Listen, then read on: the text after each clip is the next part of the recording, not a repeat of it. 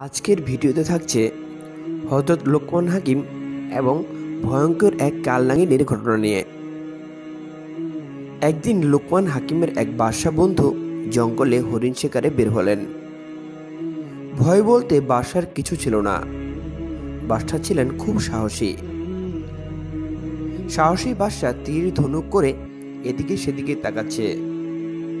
এদিকে বাদশার কানে আওয়াজ আসছে, অতি নিকটে কে যেন কাঁদছে, সেও আবার মেয়ের গলায়। বাদশা জোরে বলতে লাগলো, কে তুমি, কাঁদছো কেন? তুমি আমার মতো মানুষ নাকি জিনভূত? এসব বলার পরপরই আড়াল থেকে কে যেন বলল, হুজুর, আমি আপনার মতো মানুষ, তবে মেয়ে মানুষ, কিন্তু আমি আপনার সামনে আসতে পারছি না।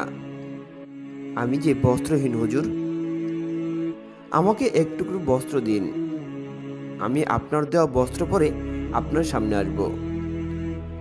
বাদশার এবার একটু বাড়তি সাহস আসলো। কথা মতো বাদশা নিজ মাথায় থাকা সাদা কাপড়ের পাগড়ি খুলে গাছের সামনের দিকে দিল। কিছুক্ষণ পর গাছের পিছন থেকে সাদা কাপড় পরে এক রূপসী মেয়ে বের হয়ে আসলো। বাদশা মেয়েটাকে জিজ্ঞেস করলো, তোমার নাম কি? মেয়েটি বলল, আমার নাম কোয়া কোয়া। বাদশা জিজ্ঞেস করলো, তুমি এখানে কি করে এলে? মেয়েটি বাদশার সব কথার উত্তর শুনে বলল, জানি না। এবার বাদশা জিজ্ঞেস করলো, তুমি কি আমার সাথে আমার মুল্লুকে যাবে? যদি যেতে চাও তাহলে আমি তোমাকে আমার মুল্লুকে নিয়ে যাব। মেয়েটি বলল, হুজুর, আপনার সাথে আমাকে নিতে হলে আমাকে বিবাহ করে নিতে হবে। বাদশা কিছুক্ষণ চুপ করে থেকে বলল, ঠিক আছে, তাই হবে, যে কথা সেই কাজ। কাজী আসলো, বিয়ে হলো। ছোট রানী কোয়াকে নিয়ে বেশি থাকে বাদশা। কোয়াকে পেয়ে অতীত বর্তমান যেন সব কিছুই ভুলে গেছে বাদশার প্রাণপ্রিয় বন্ধু লোকমান হাকিমেরও কথা, যিনি হলেন হাকিমের বাদশা। এর আগে বাদশা যখন যা কিছু করত, প্রিয় বন্ধুর থেকে বুদ্ধি পরামর্শ নিয়ে করত। যে কোনো জটিল বিষয় বন্ধুকে স্মরণ করতেই বন্ধু লোকমান হাকিম সেই জটিল বিষয় সমাধান করে দিত। অথচ বাদশা রূপসী কোয়াকে বিয়ে করে ঘরে তোলার পর প্রিয় বন্ধুকে যেন মনের অজান্তে ভুলে গেছে। কোয়াকে দেখার পর বিয়ে পর্যন্ত কোনো কিছুই জানানো হয়নি প্রিয় বন্ধু লোকমান হাকিমকে। তবে বাদশা প্রিয় বন্ধু লোকমান হাকিম কিন্তু তার মুল্লুকের বর্তমান হালচাল সবই নজরে রেখেছে। বাদশা যে সোনা বনে গহীন থেকে একটা মেয়েকে উদ্ধার করে এনে বিয়ে করেছে, হাকিম সেও জানে। আর লোকমান হাকিম মেয়েটির জন্ম পরিচয়ের ব্যাপারেও খুব ভালোভাবে জানেন। বাদশা বিয়ে করার পর লোকমান হাকিম ইচ্ছে করেই বাদশার মুল্লুকে প্রবেশ করেনি। বাদশার মুল্লুকে এদিকে বিভিন্ন অঘটন ঘটতেই চলছে। যেমন প্রতি রাতে কারো কারো গরু ছাগল থাকে না। মূলত কোয়াকে মুল্লুকে আনার পর চারদিকে কিসের যেন আলামত শুরু হয়ে গেছে।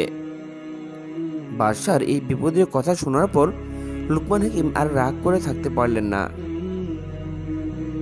লোকমান হাকিম বাদশার মুল্লুকে আসার পর বাদশাকে জিজ্ঞেস করলেন, আপনার বিয়ে করা স্ত্রী কোথায়? আমি আপনার বিয়ে করা স্ত্রীর হাতে এক গ্লাস পানি খেতে চাই। এরপর কোয়া পানি নিয়ে এলেন। লোকমান হাকিমকে দেখে কোয়া রাগে একাকার হয়ে গেলেন। এই দৃশ্য দেখে বাদশা তার বন্ধু লোকমান হাকিমকে বললেন, ব্যাপার কি বন্ধু?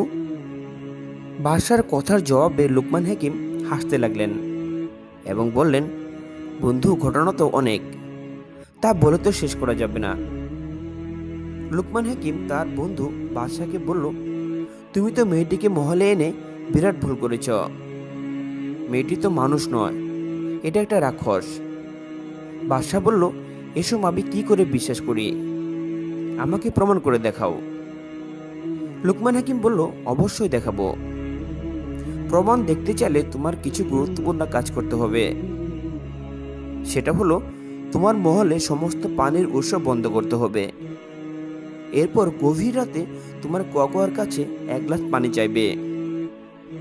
তারপর দেখবে সে কোথা হতে পানি এনে দেয়। বাদশাহ তার বন্ধু লুকমান হাকিমের কথা মতো তার কুয়ার কাছে পানি চাইল। এরপর তার কুয়া কলসিতে দেখে পানি নেই।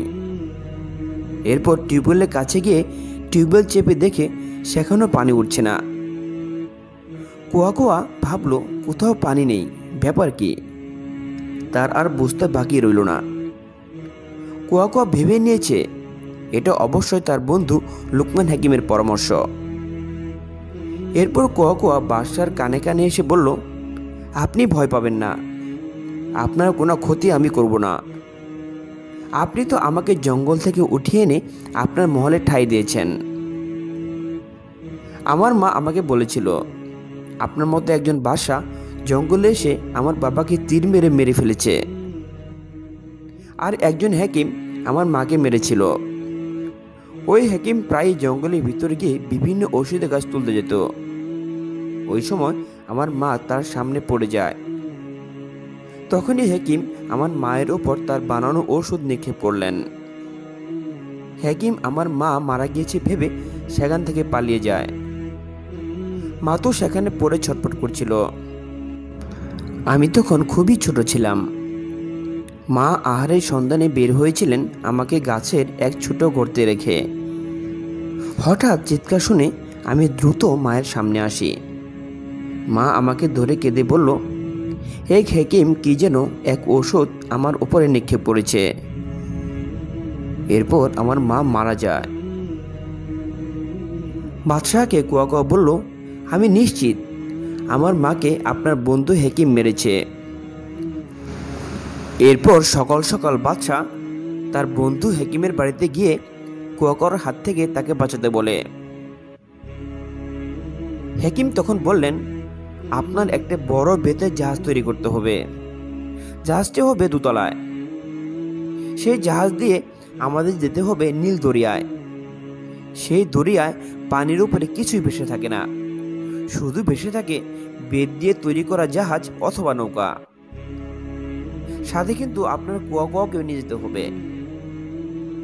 এরপর বাদশাহ কুয়াকে ভ্রমণের ব্যাপারে বললে সে অত্যন্ত খুশি হন। কুয়া ভাবলো নিজের শক্তি দিয়ে এই সময় হাকিমকে সাগরের পেয়ে মারতে পারবো। এরপর তারা সাগর ভ্রমণে বের হলো।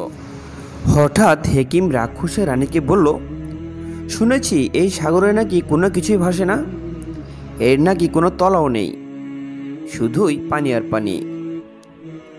এটা কি ঠিক রানী সাহেবা? কুয়া বলল, যত সব আজে বাজে কথা। সাগরে তলা না থাকলে সাগরের পানি আছে কিসের ওপর?